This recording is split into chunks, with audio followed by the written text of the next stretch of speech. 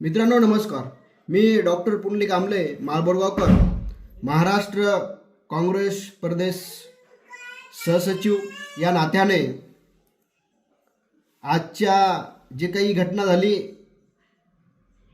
नाशिक येथे, त्या नाशिकच्या घटनेचा मी काँग्रेसच्या वतीने जाहीर निषेध व्यक्त करतो. मित्रांनो, जिथे जिथे डॉक्टर बाबासाहेब आंबेडकरांचा विषय येईल तिथं तिथं भारत देशाच्या तरुणानं बोललं पाहिजे.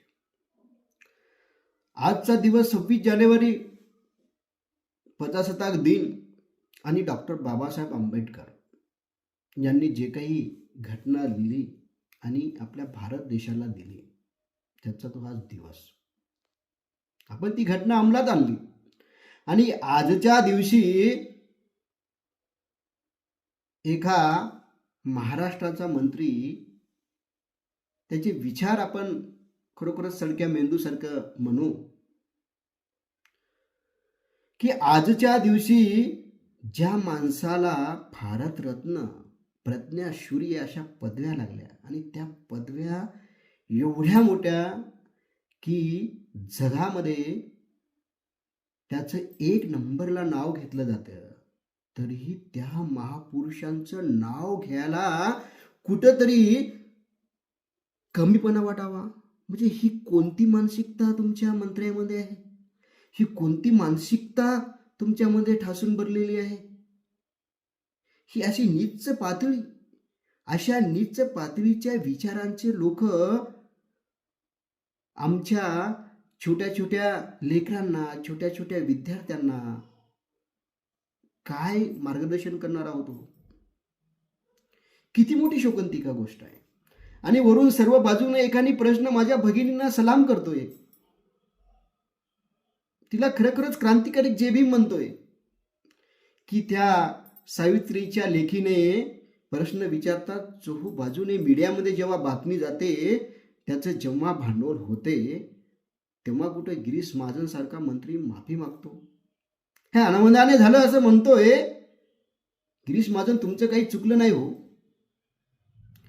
तुम्हाला 26 जानेवारी कशासाठी, कोणासाठी आणि 26 जानेवारीचं महत्व काय आणि कोणामुळं हेच तुम्हाला सांगायचं नव्हतं हो.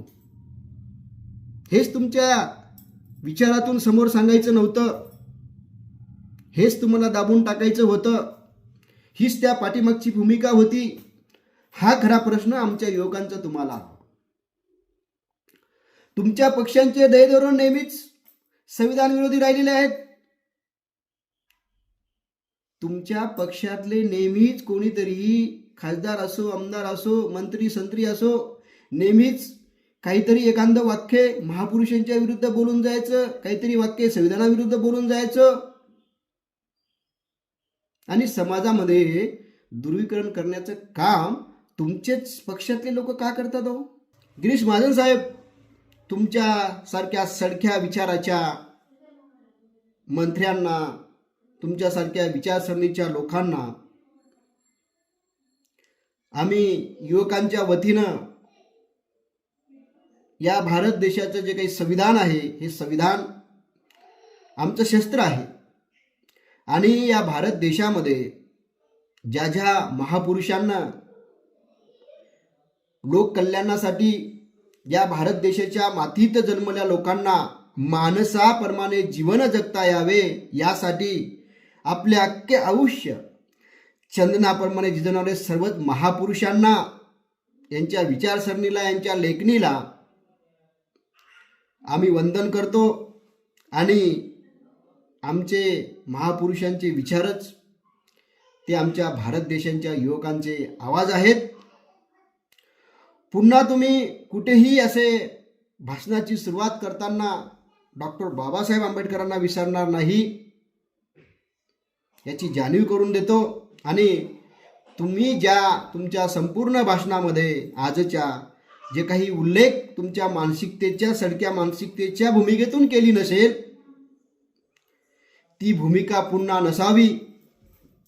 आणि त्या भूमिकेचा मी आज काँग्रेस महाराष्ट्र कमिटी प्रदेश सहसचिव या नात्याने त्या शब्दाचा, त्या तुमच्या भाषणेचा उल्लेख नसलेल्या डॉक्टर बाबासाहेब आंबेडकरांचा त्याचा जाहीर निषेध करतो आणि पुन्हा अशी चूक करू नये असे तुम्हाला आमच्या युवकाच्या वतीने आव्हान करतो. नमस्कार. तुम्ही पाहत आहात महाराष्ट्राच्या कुशीतलं GK न्यूज मराठी. सात जनतेची, भूमी महाराष्ट्राची.